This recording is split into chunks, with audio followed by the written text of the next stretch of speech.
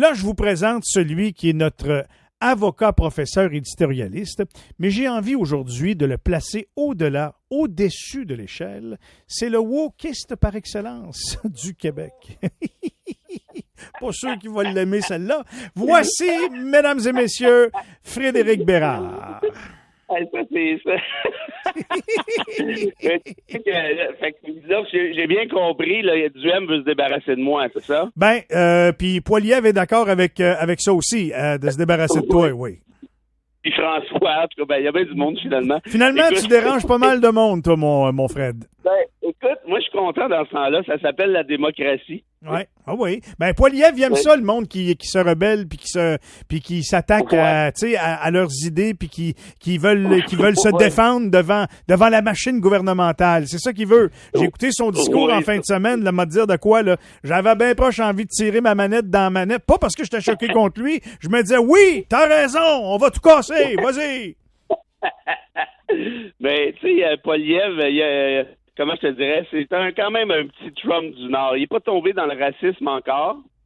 Ça viendra peut-être, on verra. Au contraire, il a encensé les Québécois, puis la nation québécoise se tient debout, défend son point de vue, et écoute, j'en revenais pas d'entendre ça. Wow! Ben là, moi, je pense que c'est un gars qui tire très bien ses cartes.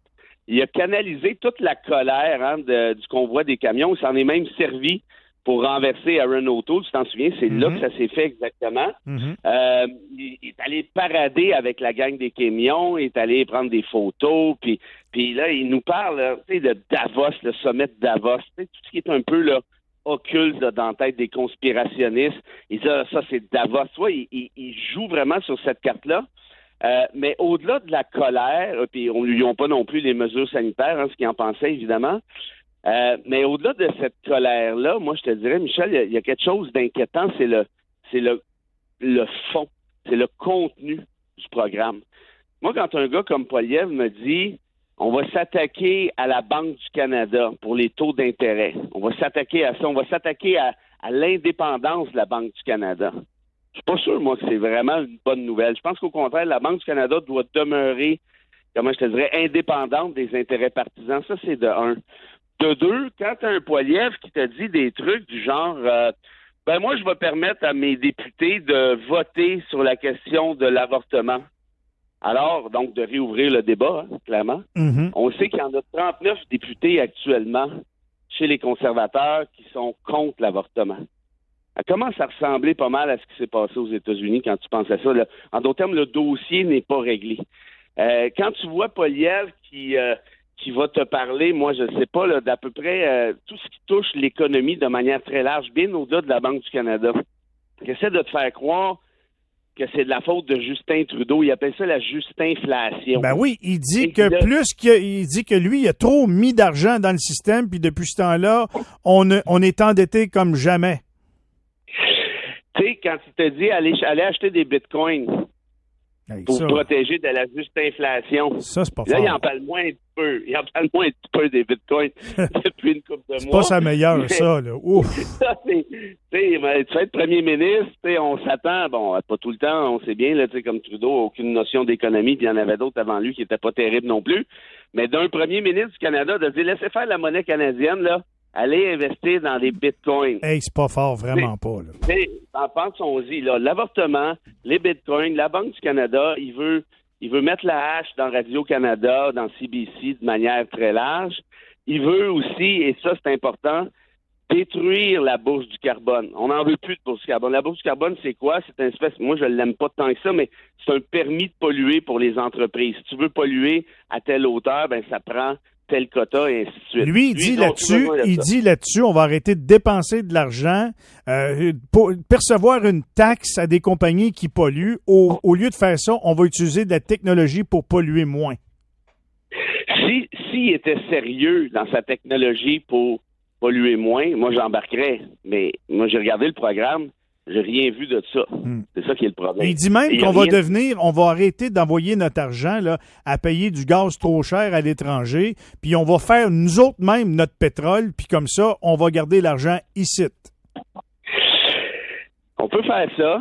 Ça, il est en retard, par exemple, parce que Stephen Guilbeault l'a déjà fait avec Baie du Nord. Puis les libéraux de Trudeau ont subventionné davantage l'industrie pétrolière que l'avaient fait les conservateurs de Stephen Harper. Mm-hmm. Et il faudrait peut-être pas oublier qu'actuellement, puis ça, ni les libéraux ni les conservateurs en parlent, puis moi, je trouve que ça se taper la tête sur les murs. Il y a 50 milliards d'économies d'argent vert qui dort au Canada. Et au moment où on se parle, Michel, là, allez jeter un œil, tout le monde, du côté du Pakistan. Le tiers, 1 sur 3, du territoire pakistanais est enseveli sous l'eau. Pas une rivière qui a monté un peu, là, puis on est à flotte dans le sous-sol, pas ça, là. Le tiers est submergé. Il y a plus de 30 millions de Pakistanais qui ont perdu leur maison. C'est ça dont on parle. Et le Pakistan n'est pas un grand émetteur de gaz à effet de serre. Évidemment, c'est un petit joueur, entre guillemets, à l'échelle économique et, par définition, à l'échelle des GES. Ce qui ne l'empêche pas de recevoir toute une claque à ce moment-ci. La revue Science vient de publier, il y a de ça 4 jours, une étude formelle, sérieuse. Moi, j'ai beaucoup de respect pour la revue Science. C'est peut-être la revue, en tout cas, une des revues les plus crédibles en matière scientifique, qui te dit les 5 points de bascule. Ben, on y est approché, puis on est encore plus proche qu'on pensait. Puis là, t'en as 1, 2, 3, 4 et 5, il faut aller les voir, là, le périgisol, la forme négative, et ça. Je close ce débat-là en disant, c'est le fun ce qu'a dit Poilievre, là. C'est sûr, on aime mieux notre pétrole que le pétrole des autres, c'est ça. C'est parce qu'on n'est plus là. Arrêtez-moi ça, là. On n'a plus le temps, là. On n'est plus là du tout. On va défoncer l'accord de Paris à 1,2 degrés. On avait dit 1,5. On s'en va vers 2,7. Ça, c'est si. Imagine-toi, ça avance bien trop vite. Ben non, mais là, c'est clair. Fait que là, moi, d'avoir le débat, puis j'ai vu la vidéo de défaite de Charest. Aïe. Je suis pour les pipelines, je suis pour le gaz, je suis pour le C, je suis pour le C. Mais vous vivez de quelle année, vous autres, là? En 1972. Puis si tu sais quoi le pire, à mon avis, puis là, je suis juste un simple observateur, je suis pas très connaissant, mais je l'ai écouté, moi, son speech, là, son discours, son grand discours de victoire. Puis ce gars-là, là, il va tordre Justin Trudeau dans un débat. Il va le renifler 3 fois parce qu'il est excellent orateur. Il maîtrise tout ce qu'il dit. C'est solide comme du rock. Il s'y croit vraiment. Puis c'est ça qui m'inquiète. Puis je suis content que tu ramènes ce matin là, les propos à sa place parce que je pense pas que Justin, avec tout le respect que j'ai pour notre premier ministre, je pense pas qu'il va être capable de le faire one-on-one face à lui. Ah, ben ça, là-dessus, on va être d'accord, toi puis moi. Et Poilievre va le manger tout rond, parce que c'est un petit vite, c'est un brillant, et surtout, c'est un démagogue. Ça va ensemble, souvent, là. Tu sais, vous êtes une femme aujourd'hui, là, rouvrir le débat sur l'avortement, comme ça s'est passé aux États-Unis, vous voulez vraiment aller jouer avec ça? Vraiment qu'on aille jouer là. En tout cas, bref, je ne referai pas toute la nomenclature de ce que j'ai dit tout à l'heure, mais le gars est tellement brillant, je pense que c'est ça le terme, qui va endormir un peu tout le monde. Et ça, je veux dire, c'est le propre. J'espère que dans son fort intérieur, il n'est pas aussi fou que l'autre aux États-Unis, parce que la façade, là, est pas mal plus belle que l'autre aux États-Unis, à mon avis. Puis là, regarde bien ce qui va arriver. Là, il est allé ramasser... Écoute, il est allé chercher 68% des appuis au premier tour. Jean Charest, pourquoi il s'est présenté là? Ben non, mais là, ça, c'est une catastrophe, là, tu sais, je veux dire. Écoute, mais en même temps, Charest, tu as vraiment le goût de revoir Charest, là? Tu sais, je regardais des trucs, des débats ou des vidéos, là.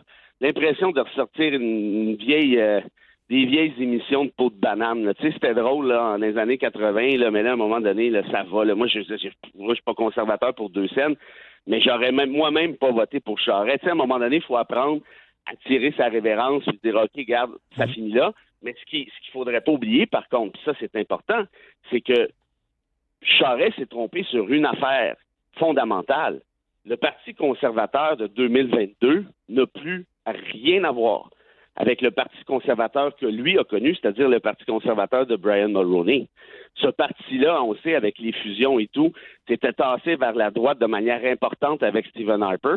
Mais là, on vient de pogner une sacrée coche avec Poilievre, parce que là, on s'aptait dans le temps d'Harper. Moi, je l'aimais pas Harper, mais il y avait quand même comment je dirais, une certaine stature, en quelque sorte, intellectuelle. Poilievre aussi, je le répète, c'est un brillant, mais il est prêt à aller jouer dans des zones. Tu sais, quand tu parles de Davos puis des conspirations, ça fait très, fait très, que là, très la question, c'est de savoir si les centristes droits vont demeurer au sein du Parti conservateur ou s'ils vont chercher une autre niche. Ben, écoute, moi, je suis d'accord avec ton analyse. Là, ce qu'on sait, c'est qu'il y en a plus du 2/3 qui ont appuyé un Poilievre. C'est ça, la réalité. Ouais. Donc, il en reste plus tant que ça, là, des centres droitistes de l'époque de Mulroney, de toute évidence. Et là, est-ce qu'il y en a qui vont revenir au bercail une fois la campagne terminée, campagne au leadership? Peut-être que oui, parce qu'il y en a qui détestent les libéraux pour mourir. Comme les jeunes disent, là, c'est ça, tous les haters des libéraux vont sauter dans ce bateau-là. Ben, puis le pire, c'est comme tu disais tout à l'heure, le gars Poilievre, tu l'écoutes, puis si tu le prends au premier degré, tu dis, ben oui, je vais prendre ce gars-là ben avant Justin. Justin, il est mou intellectuellement, il est pas capable de se défendre, il va manger une volée, là, ça sera même pas drôle.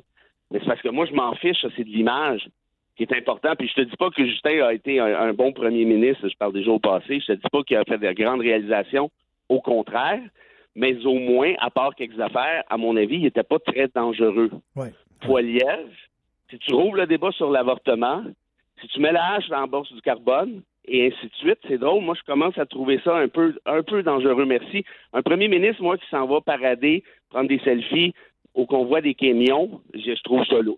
Déjà à la base. Hey Fred, on n'aura plus de temps pour le deuxième sujet, on se le gardera pour jeudi si tu le veux bien, mais t'as pas le droit de nous quitter avec une super citation. Écoute, elle a pas rapport avec Poilievre, elle n'a pas rapport avec ce qu'on vient de se dire, mais écoute, je suis retombé là-dessus en fin de semaine en pensant à notre discussion, puis je la trouve tellement belle. Puis je trouve que c'est important qu'on se souvienne de ce type de message-là, que je vais te la lire, elle n'est pas très, très longue, mais ça vient évidemment d'Albert Camus. Puis le petit message, là, c'est un peu de bienveillance. Tu sais, on peut s'entraider un peu, on peut être fin avec les autres ici et là de manière très générale. Si on l'oublie dans notre quotidien, qui va vite, puis là, ça badagne la job, tout ça. Alors, je te lis ça, Albert Camus.